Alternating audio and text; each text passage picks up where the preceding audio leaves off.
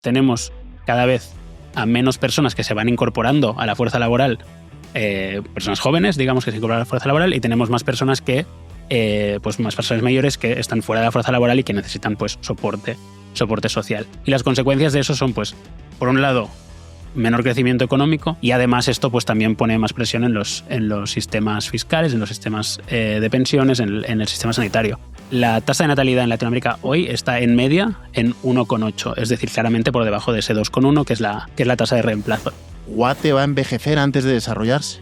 Bueno, eso es lo que esperaríamos que no ocurriera. Son las empresas las que hacen la mayoría de inversión, la mayoría de la innovación, las que incluso forman a sus trabajadores en muy buena parte. Si uno para un momento a pensar cuáles son los países que tienen más tecnología del mundo, ¿no? Si os pregunto a vosotros, pues os saldría pues desde Estados Unidos a Japón, a Suiza, que son todos países con pleno empleo. Cuando una economía está por detrás de la frontera tecnológica, digamos, hay una frontera tecnológica y luego hay, que podríamos decir que ahí están los países más desarrollados, como podría ser Estados Unidos, por ejemplo, algunos de los europeos, Japón, etc. Ahí para crecer hay que inventarse la cosa nueva, hay que inventarse lo último, y es mucho más difícil crecer ahí. Por eso los países más desarrollados tienden a crecer más lentamente. Guatemala tiene 44 años, calculamos nosotros, es decir, 2 generaciones más o menos, no va a ser 44 exactamente, pero arriba abajo, un par de generaciones, para tener una estructura poblacional envejecida como hoy tienen las economías desarrolladas y China.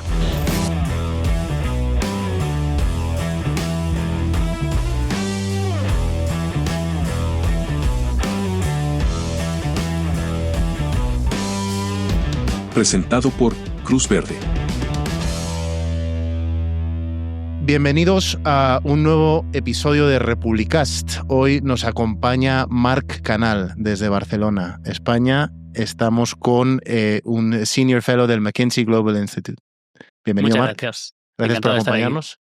Y también nos acompaña María José Aresti, del equipo de empresa aquí en República, su medio de confianza, y Richie González, gerente de nuestra división de inteligencia, República Intelligence.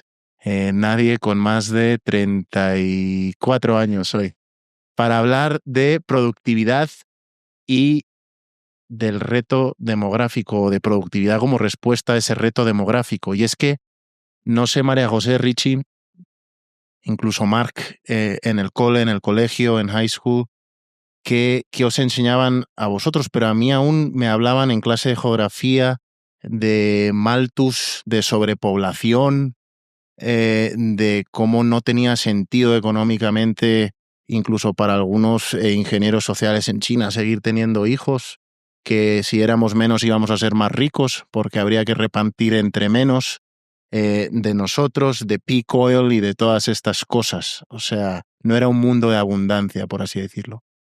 Pero resulta que los datos, que es lo que trae Marc, datos objetivos, pues cuentan otra película, ¿no? Hablan de crisis demográfica, de baja natalidad, de tasas de fertilidad por encima de la tasa de reemplazo, que son 2.1, de una China despoblada. En fin, ¿cuál es un poco la foto global que nos traes para un público latinoamericano, centroamericano y guatemalteco, Marc? Muchas gracias. Pues mira, la foto global, tú apuntabas a población en total, es decir, el total de población que, por ejemplo, en el mundo llegará a su pico máximo en el año, pues dependiendo de la estimación que tomemos, según las Naciones Unidas 2080, y bueno, en cada estimación nueva lo van recortando un poco, cada vez se acerca más, y según otras estimaciones incluso 2060 o así. Es decir, que en general vamos a un mundo en donde la población crece cada vez más lentamente y que llegaremos a un pico poblacional en este siglo claramente, y luego empezará a decrecer la población, a no ser que cambien algunas cosas. A nivel país concreto, como comentabas, pues por ejemplo el caso de China es paradigmático, donde la población a final de siglo pues se prevé que caiga en un 55% según las Naciones Unidas, pero tenemos muchas economías desarrolladas donde también ocurre, y incluso en las emergentes, que a lo mejor esto es un poco lo que puede sorprender más, también vemos una dinámica parecida, es decir, las tasas de natalidad también caen en esos países, y por ejemplo, pongamos el caso de Latinoamérica concreto. El caso de Latinoamérica es que la tasa de natalidad en Latinoamérica hoy está en media en 1,8, es decir, claramente por debajo de ese 2,1 que es la tasa de reemplazo. El caso de Guatemala no está aún por debajo, está un poco por encima, es una población un poco más joven, pero la tendencia también es de caída. Entonces eso lo que hace, más allá del volumen total de población, es cambiar la estructura poblacional. Es decir, tenemos cada vez a menos personas que se van incorporando a la fuerza laboral, personas jóvenes, digamos, que se incorporan a la fuerza laboral, y tenemos más personas que, pues más personas mayores que están fuera de la fuerza laboral y que necesitan pues soporte social. Y las consecuencias de eso son, pues, por un lado, menor crecimiento económico en general, es decir, lo que llamamos el bono demográfico pues se va reduciendo. En Latinoamérica pues va a pasar de un bono demográfico positivo en el pasado de 0,5% anual a un 0% en el futuro, es decir, el bono demográfico desaparece, no es negativo aún, pero desaparece. En Guatemala aún queda bono demográfico, pero va a ser un poco menor que en el pasado, y además esto pues también pone más presión en los sistemas fiscales, en los sistemas de pensiones, en el sistema sanitario. O sea, Por tanto, Guatemala hay que buscar, ya está envejeciendo, Marc. eh, Y según datos del ICS muy recientes, la tasa de natalidad está por debajo ya claro, del 2.1. hay un tema de datos y todo que antes de desarrollarse. Ese sería un poco, o sea, la llamada de atención es, claro, Guate va a envejecer antes de desarrollarse. bueno, eso es lo que esperaríamos que no ocurriera. Es decir, la demografía tiene una ventaja, que es que avanza lentamente. No va de repente, no nos va a dar como un tsunami mañana, sino que es una marea que va subiendo poco a poco. Esa marea, digamos, pues en algunos países está en los codos o en los hombros, ¿no? Y en algunos países está en las rodillas. Y en los países latinoamericanos, en muchos de ellos, en particular en Guatemala, por ejemplo, podemos decir que está más en las rodillas y por tanto que tenemos tiempo para ello. Por tanto que sí que hay tiempo de desarrollarse. Pero sí que es verdad que incluso dentro de Latinoamérica y en Guatemala, pues estamos viendo que poco a poco van envejeciendo. En particular, el dato concreto, si quieres. Para Guatemala tiene 44 años, calculamos nosotros, es decir, 2 generaciones más o menos, no va a ser 44 exactamente, pero arriba abajo, un par de generaciones, para tener una estructura poblacional envejecida como hoy tienen las economías desarrolladas y China. Y su renta per cápita es más o menos, en paridad de poder adquisitivo, un 30% de esas economías. Claro, entonces, básicamente lo que significa es que tienen 2 generaciones para generar esa renta, para desarrollarse y, por tanto, para hacer frente. Y eso es posible, se puede, y podemos hablar de las soluciones. O sea, lo que no creo que estemos aquí pintando un escenario de desastre y de colapso, ni mucho menos. Lo que creo es que hay que ser consciente de esos desarrollos y, por tanto, tomar la dirección y las acciones para mejorarlo, que por cierto son conocidas y no están. Y por cierto, quiero añadir un punto, que es que la tasa de natalidad es importante a largo plazo, pero en el corto plazo, y corto aquí me refiero a 25 años, no corto 1 o 2, no soluciona absolutamente nada. Es decir, que por mucho que hoy aumentase la tasa de natalidad, en los próximos 25 años, ese bebé nacido hoy está apenas entrando en el mercado laboral. Es decir, que puede solucionar el 2100, pero en el 2050 las soluciones tienen que pasar por invertir, por tener mayor productividad, por tener mejores mercados laborales. En Médicos sabemos que tu salud es lo más importante. Por eso, aquí encuentras tus medicamentos sin pagar de más. Llama al 1722 y deja que cuidemos de ti. Médicos, tu salud, nuestra prioridad. Yo creo que lo que tú decías de tenemos 44 años, pero algo que nos pasa mucho y lo conversábamos en la conversación previa también que teníamos afuera, de aunado al tema de inversión, venimos hablando de eso desde hace 30 años. Ahorita estamos hablando de eso y nos faltan 44 años para llegar a, pero ¿cómo hacemos para que no se nos pase el tiempo? ¿Y qué lecciones tenemos que aprender de los países que ya están en ahí para no replicarlo acá? Claro, ese es un punto muy importante. A lo mejor lo que nos ocurre un poco, y eso no es un tema de Guatemala, sino que es un tema de todos los países, es que estamos focalizados en lo que vemos en el día a día, en la inteligencia artificial, en los aranceles, en lo que sale en las noticias, ¿no? Y a lo mejor eso es un tema que queda un poco por debajo y, como decía, va avanzando poco a poco, pero tenemos el riesgo, tenemos la ventaja de que lo podemos predecir, tenemos el riesgo de que es fácilmente ignorable, ¿no? Que lo podemos ignorar. Entonces, bueno, yo creo que es un tema de ponerlo encima de la mesa, que por ejemplo pues es lo que estamos haciendo aquí, es un tema de ser conscientes de ellos y sobre todo es un tema de ver que lo que hay que hacer para afrontarlo son cosas que hay que hacer en cualquier caso. Es decir, esto no va de porque la demografía es así, tenemos que hacer A, B y C. Es que incluso si dejamos la demografía un momento de lado y pensamos qué hay que hacer para progresar, estaríamos hablando de las mismas cosas. Estaríamos hablando de mayor productividad, de trabajos más productivos, y cuando digo más productivos significa con más tecnología, con mayor educación, etcétera, etcétera, con mejores mercados laborales, con mayor formalidad laboral, con más participación laboral, con menor desempleo, con, por ejemplo, otros, y hablemos de otros mercados, mercado de la vivienda, mercado de políticas de vivienda, pues queremos hacerlas independientemente de que nos importe o no la natalidad o la demografía. O sea, la vivienda es importante para la economía en general. Entonces, justamente esas intervenciones, creo que lo positivo es que serían las mismas en cualquier caso. Sí, o sea, al final termina siendo un poco que el tema de la caída de las tasas de natalidad reivindica la búsqueda de ser más productivos, la búsqueda de insertar a más personas al mercado laboral. Y digamos, en ese sentido, ¿cómo lo ves que lo podríamos hacer en Latinoamérica? Porque de todo lo que se ha conversado alrededor de la caída de las tasas, yo creo que en el tema de la productividad específicamente, más para una región como la nuestra, está la oportunidad más grande porque nos puede ayudar a cerrar brechas con toda la tecnología, inteligencia artificial. Digamos, ¿qué pasos ves que podemos seguir en ese sentido? Claro. El crecimiento de la productividad en Guatemala ha sido del 0,6% anual en los últimos 25 años. Bien, por definir la productividad, lo que significa la productividad, al menos como la definimos los economistas, es el valor añadido, el PIB, que generamos por cada empleo. Es decir, cuán productivo es cada empleado, cuánto valor añadido genera cada empleado. Y es lo que determina al final los estándares de vida a largo plazo. Es decir, pues eso es lo que hace que crezcan los salarios, que tengamos más oportunidades, que expandamos nuestras posibilidades como sociedad.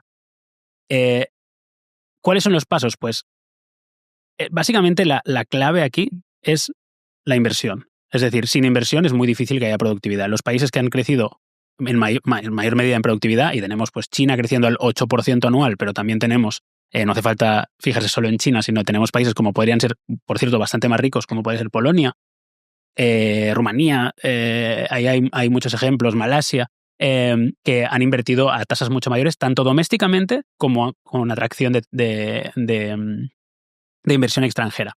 Entonces, la clave aquí es la inversión. Y luego esta inversión tiene que ir complementada, tiene que ser inversión en tecnología, pero también tiene que ir complementada con formación, con educación, etc. Claro, cuando uno habla de pasos concretos, uno piensa, vale, pero yo soy un empresario, ¿no? ¿Qué puedo hacer? O yo soy el Estado, ¿qué puedo hacer? Entonces, hay una ventaja ahí cuando una economía está por detrás de la frontera tecnológica, digamos, hay una frontera tecnológica y luego hay, que podríamos decir que ahí están los países más desarrollados, como podría ser Estados Unidos, por ejemplo, algunos de los europeos, Japón, etc. Ahí para crecer hay que inventarse la cosa nueva, hay que inventarse lo último, y es mucho más difícil crecer ahí, por eso los países más desarrollados tienden a crecer más lentamente.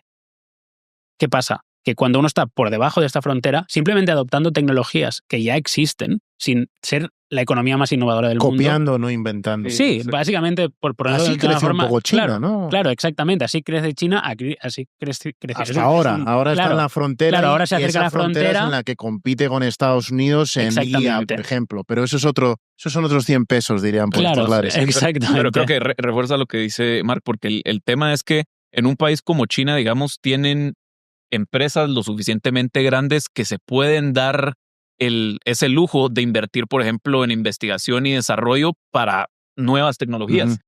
Yo creo que el problema, hay un artículo que se publicó en la revista Asterisk, se llama, que tiene un título bastante llamativo y es que ¿querés crecimiento?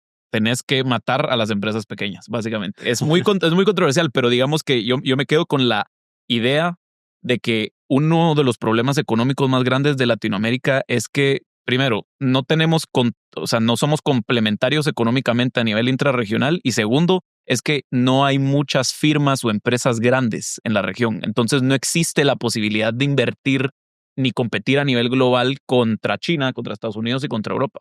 Claro, sí. Que por cierto es un problema muy ibérico también. Claro, exacto. Falta en España esa clase media alta de empresas que, por ejemplo, nos fijamos mucho en Alemania en ese sentido. Exactamente. Deja matizar lo de matar las empresas pequeñas, porque creo que eso puede ser un titular. Las medianas y grandes, hombre. Claro, puede ser un titular que como titular impacte, sí. Pero creo que lo que significa eso realmente no es que haya que ir contra las empresas pequeñas, ni mucho menos. Es que lo que hay que conseguir es que justamente que esas empresas, al hacerse productivas, crezcan. Porque al final, una empresa, lo que vemos en general es que las empresas grandes son más productivas, no por el simple hecho de ser grandes, ni mucho menos, sino porque cuando las cosas funcionan bien, las empresas más productivas crecen con el tiempo. Claro. Y por tanto, y esas empresas, pues, por ejemplo, pueden pasar a exportar más, pero cuando una empresa exporta más, pues también se va haciendo más grande. Entonces, es un ciclo digamos, o es un ciclo virtuoso, un círculo virtuoso que se va retroalimentando. Y claro, esas mismas empresas luego tienen más capacidad de, bueno, primero son empresas formales, sobre todo, no están en el sector informal, que es uno de los otros problemas que tiene América Latina en general. Son empresas con más capacidad de inversión, son empresas con más capacidad de formar a su fuerza laboral, tienen mayor resistencia a las crisis, por ejemplo, tienen mayor flexibilidad financiera y músculo financiero, tienen una serie de ventajas, pero sobre todo es porque todas las empresas han empezado siendo pequeñas, ninguna empresa ha nacido grande, digamos. Pero lo importante es que las más productivas lleguen a ser grandes. Y aquí quiero matizar un punto relacionado con por dónde empezar, que es que cuando uno tiene muchas empresas pequeñas, incluso en el sector informal, hay pequeños cambios tecnológicos o de formación que ya son un inicio. Es decir, no hace falta hacer grandes planes, sino incluso digitalizar procesos básicos puede ser un salto productivo para una empresa pequeña muy grande inicialmente que la haga ir pues creciendo con el tiempo. Lo que me resulta abismal es la tasa de crecimiento de productividad de Guatemala del 0,5%. ¿Qué relación hay entre un crecimiento de productividad y un crecimiento de PIB? ¿Es equivalente? Es equivalente. Es decir, si uno crece 1% la productividad, el PIB per cápita y el PIB crecen en un 1%. 0,5%. ¿Cómo se compara eso a la región y a distintos escenarios? A un México, a un Costa Rica, por ejemplo. Claro, pues hay mucha diversidad dentro de Latinoamérica en ese sentido. Digamos, nosotros en otro estudio que hicimos sobre productividad, identificamos lo que llamamos economías del carril rápido, del carril medio y del carril lento de convergencia con las economías avanzadas. Entonces, las de carril rápido, pues Latinoamérica, si no recuerdo mal, no tiene ninguna economía en el carril rápido. Ahí estaría donde, pues ahí tendríamos a China, a India, pero también a Polonia, como decíamos, a Turquía, etcétera. En el carril medio sí que hay algunas. Por ejemplo, estamos hablando de que Costa Rica o República Dominicana, pues creciendo al 2% anual, más o menos. Bueno, de hecho, concretamente al 2% anual, esas dos economías. Y luego tenemos las del carril lento, que en los últimos 25 años crecieron pues entre el 0, el 0,5, 0,6%, pues que ahí estaría pues tanto Guatemala como México, como Brasil, como Argentina. Y o sea, tú hablas de dos tipos de crecimiento en la frontera y, digamos, catching up o ponerse al día. Uh-huh. En teoría eso es slow hanging fruit, es fácil. Bueno. Sería fácil. ¿Por qué no? ¿Cuáles son los obstáculos? Bueno, ¿cuál es una recomendación? Es fácil y no lo es, porque si fuese muy fácil, digamos, pues todo el mundo lo haría y no haría falta tener esta conversación casi, ¿no? Los obstáculos pues hay una parte, como decía, de iniciar esa inversión, sobre todo. Hay una parte importante de formación y educación. Es decir, la tecnología y la inversión es complementaria a la educación y la formación. Una población con menor formación es mucho más difícil que adopte tecnología, por ejemplo, por sencilla que sea esa tecnología. Entonces, ahí esa complementariedad es muy, muy, muy importante. Y luego hay otros temas que creo que son importantes. Hay un tema de institucional, yo creo, que es bastante importante también. Unas instituciones simplemente pues estables que digamos incentivan la inversión y que pues ponen las normas del juego, las reglas del juego para incentivar la inversión, la educación, la innovación, etcétera, pues hacen que cuando uno dice que es low hanging fruit, ¿no? Siempre es dado un nivel institucional o dado una calidad institucional. Que la estabilidad política también es clave, ¿no? Por supuesto. Creo que la tasa de crecimiento de Dominicana incluso es mayor. Creo que está entre el 4 y el 5. Y es un país eminentemente estable políticamente. Y yo creo que pero ahí nos metemos... Nos metemos en esa camisa 11 varas nos metemos nosotros en la parte República, política. Sí. No, pero en cualquier caso sí que creo que es importante la institucional. No, y tener una visión de país un poco más estratégica y también pues a nivel regional. Porque, a ver, yo lo que pienso es de que es muy difícil imaginarse de que, por ejemplo, el próximo ChatGPT va a salir de México o de Guatemala. Pero sí es cierto que tenemos la capacidad y tenemos los recursos para insertarnos en la cadena de valor de un producto como ChatGPT o de la inteligencia artificial en general. Está el tema de los minerales, está el tema de pues la manufactura de baterías o de piezas metálicas, lo que sea. Y yo creo que probablemente ahí hay una oportunidad más. Te vas metiendo, o sea, eso hicieron los chinos. O sea, China tenía una reputación de productos low cost, ¿sí? Y ahora uno ve las gamas medias y altas de vehículos chinos y eso ya es otra cosa, ¿sí? Y siempre hablamos de China, pero está China, está Vietnam, o sea, hay muchos ejemplos está, como decía antes, pues a economías del este de Europa e incluso, ya digo, algunas de Latinoamérica que han conseguido insertarse parcialmente en esas cadenas de valor. Entonces, yo creo que eso es muy importante, que cuando uno piensa en las industrias del futuro, y cuando digo industria no me refiero a sector, no me refiero a industria como manufactura, porque a veces nos olvidamos de los servicios y hay servicios de muy alto valor añadido. No todo el mundo tiene que estar fabricando componentes electrónicos físicos, sino que hay una parte de servicios transables en el mundo actual, desde financieros hasta digitales, hasta de todo tipo. BPO que es también en Guatemala. Las mayores planilleras contribuyentes al ICS en el país son servicios de BPO. Exactamente. Entonces, insertarse, cuando uno piensa en la tecnología, ¿no? Y en inteligencia artificial, y piensa, ¿significa que el próximo OpenAI tiene que salir de Guatemala? Es improbable, ¿no? Pero no de Guatemala, ni de España, ni es que probable es que a lo mejor no puede salir ni de Alemania tampoco. Claro. No lo sabemos eso. Pero hay una cadena de valor muy amplia ahí, desde la pura generación de electricidad enorme que necesita el funcionamiento de pues, la inteligencia artificial, de las baterías que van a ser necesarias para almacenar todo eso, los minerales básicos, etcétera, etcétera, hasta, si uno tira toda la cadena de valor, hasta la prestación del servicio con inteligencia artificial. Y esta prestación de servicio puede ser de mucho valor añadido y esto lo puede hacer cualquier país que tenga pues, las capacidades para hacerlo, las capacidades, digamos, de las personas para poder hacer eso. Y así en cualquier industria. Es decir, las economías se insertan en esas cadenas de valor, en una parte de las cadenas de valor, y ahí van pues creciendo, van aumentando sus sectores, van aumentando sus exportaciones y también a nivel doméstico. Walmart impulsa el desarrollo económico de Guatemala a través de oportunidades comerciales a pymes locales, generación de empleo y precios bajos todos los días. Un compromiso diario con las familias y el país. A mí me gustaría traer sobre la mesa el tema de revertir la baja tasa de natalidad que platicábamos. Metámonos en esa otra camisa de 11 varas. Como hay países, el caso de Hungría, que aún con incentivos gubernamentales no lo logran hacer. Mi pregunta aquí sería, ¿es un modelo que no es reversible o qué están haciendo mal o qué deberían hacer? Es una muy buena pregunta a la que ojalá tuviéramos respuesta. A ver, hay dos tipos de condicionantes de la baja tasa de natalidad, de las caídas en la tasa de natalidad. Uno son la parte económica y la otra es la parte más, pues digamos, cultural, social. Entonces, yo creo que hay políticas económicas que tendríamos que... Me voy a meter sobre todo en la parte económica, en la parte cultural y social, creo que no es mi especialidad tampoco. La parte económica, yo creo que de nuevo hay una serie de políticas ahí que tiene sentido hacer en cualquier caso para impulsar la economía y que en cualquier caso también tendrán un efecto, digamos, en la natalidad, pero digamos, independientemente de qué tasa de natalidad le guste a uno, las querría hacer de todos modos, ¿no? Por ejemplo, pues lo que decíamos, política de vivienda es un ejemplo muy claro, hay muchos ejemplos, pero política de vivienda, si los jóvenes pueden emanciparse y pueden permitirse una vivienda, pues es más probable que puedan tomar las decisiones libres que quieran, entre ellas, pues una de ellas puede ser tener hijos. Si viven en casa de sus padres hasta los 34 años, pues es más improbable que tengan hijos, así de simple.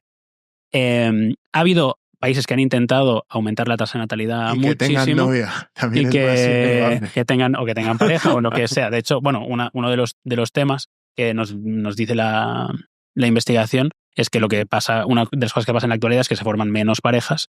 Y al formarse menos parejas, pues en general también es más improbable que las personas tengan hijos. Pero cuando sí hay parejas, digamos, la cantidad de hijos por pareja no necesariamente ha disminuido. No ha caído tanto, exacto. Ha disminuido más el número de parejas, digamos, que los hijos dentro de las parejas. Entonces, ese sería, digamos, un espacio para una intervención. Aumentar las parejas, pero eso es algo complejo, ¿no? O no. Claro. O sea, por eso digo que yo creo que ahí en esa parte es una cosa, es algo muy personal y cultural que ni soy experto ni creo que sea ni trabajo ni ingeniero social para decir nada al respecto.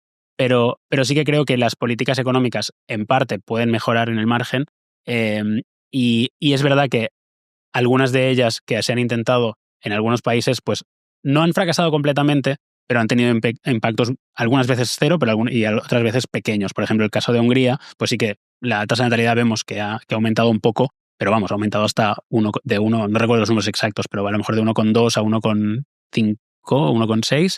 Y ahí se ha quedado y ahora incluso está como revirtiendo un poco hacia abajo a un coste bastante alto.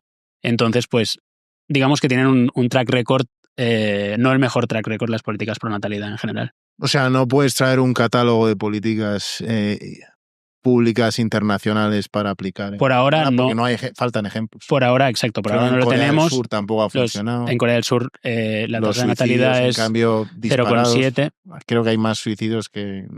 No, ese dato no lo sé. Y abordarlo entiendo que es complicado porque, o sea, digamos que el problema central de todo esto es que obviamente no sabemos cuál es la causalidad de este problema. O sea, obviamente probablemente sí tendrá elementos culturales y económicos, pero no existe no hay una relación directa en que esto pasó y entonces por eso es que estamos... Claro. Es difícil identificar las causas, ya digo, más o menos pues conocemos algunas de ellas, como decíamos, pues desde económicas como el coste de la vivienda hasta más culturales como la formación de parejas, pero en cualquier caso, ya digo, si pensamos en soluciones, pues hay una serie de políticas económicas que sí que creo que tiene sentido hacer en cualquier caso, también la conciliación laboral y familiar, por ejemplo. Hay muchas de ellas que... Y quiero aquí hacer un punto que es que las empresas, porque parece que todo el rato hablemos de estados, pero sí, en ningún caso... A veces me pasa cuando hablo de casi cualquier tema que la gente cree que estoy hablando de lo que tienen que hacer los estados, que la inversión incluso es un tema estatal.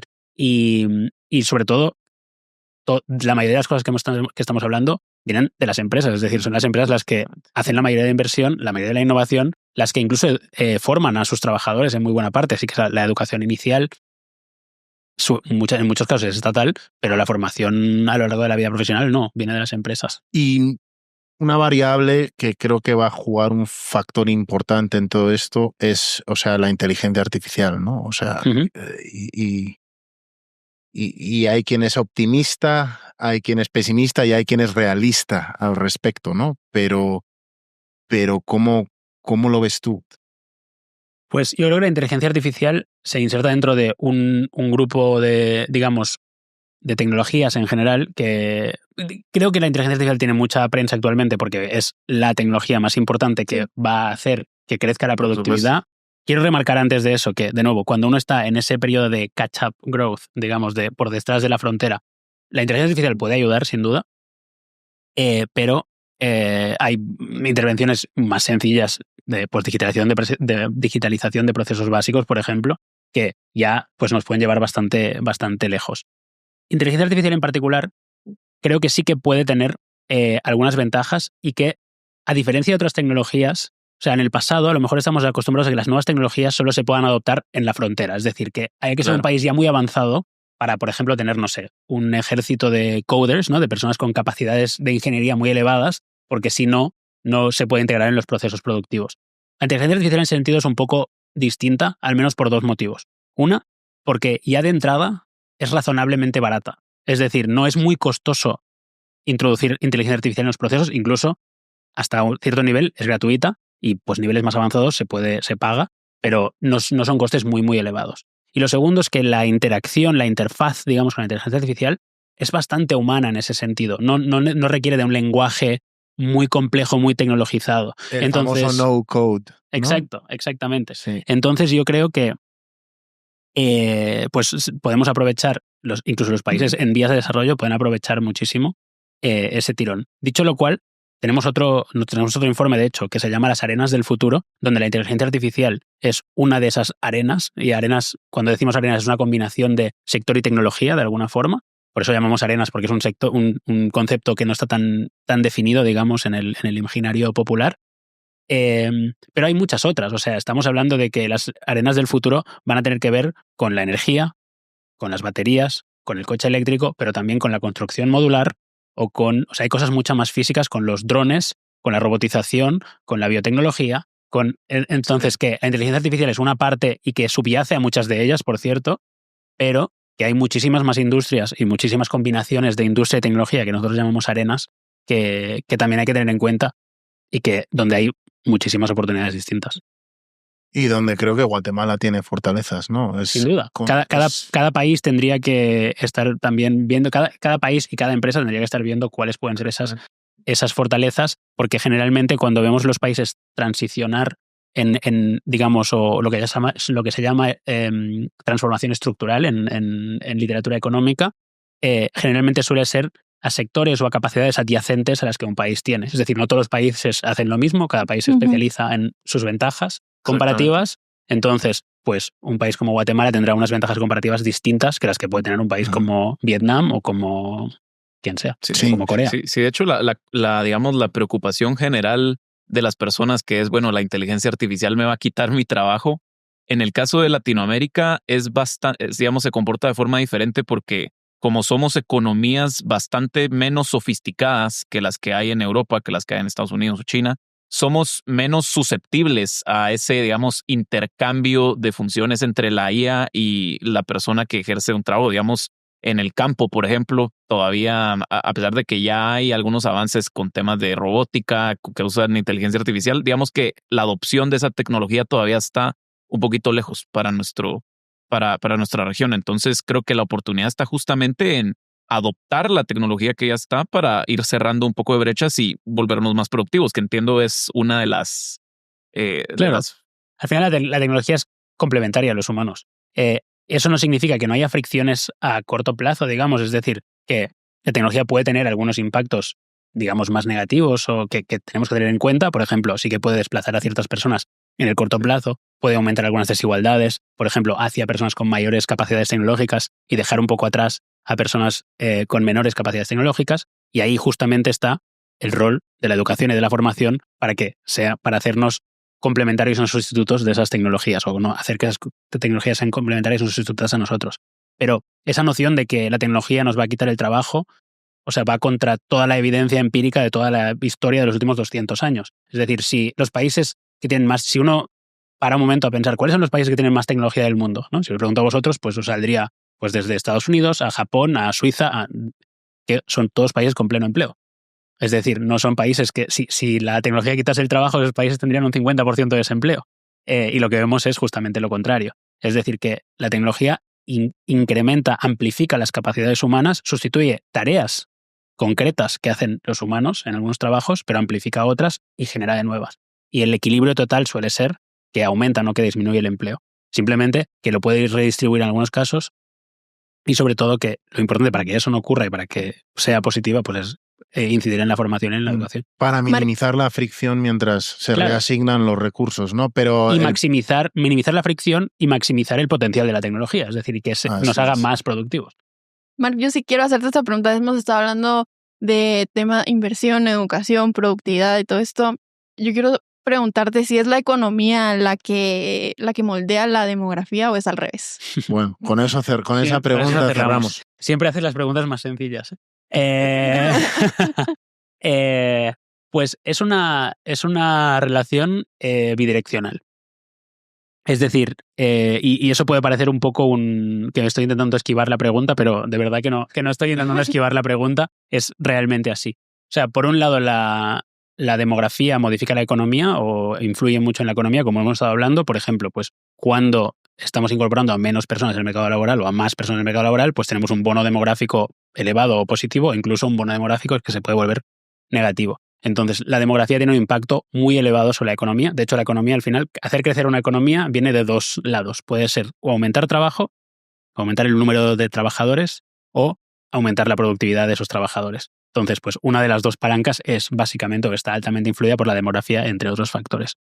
Pero al revés también funciona. Es decir, la economía también tiene impactos en la demografía, como hemos estado hablando. Es decir, cuando las políticas económicas y el desempeño económico de tanto de las personas individuales como de un país en total, pues tienen un impacto importante sobre cómo se desarrolla la demografía. Al final, pues las decisiones, desde tener hijos hasta cómo se comportan las personas en el mercado laboral, etcétera, tienen mucho que ver con el progreso económico de una sociedad. Entonces, es bidireccional y no estoy intentando esquivar la pregunta, es la respuesta que creo que es la correcta. Me parece muy apropiado que terminemos con un economista de primera línea como Marc hablando de causalidad.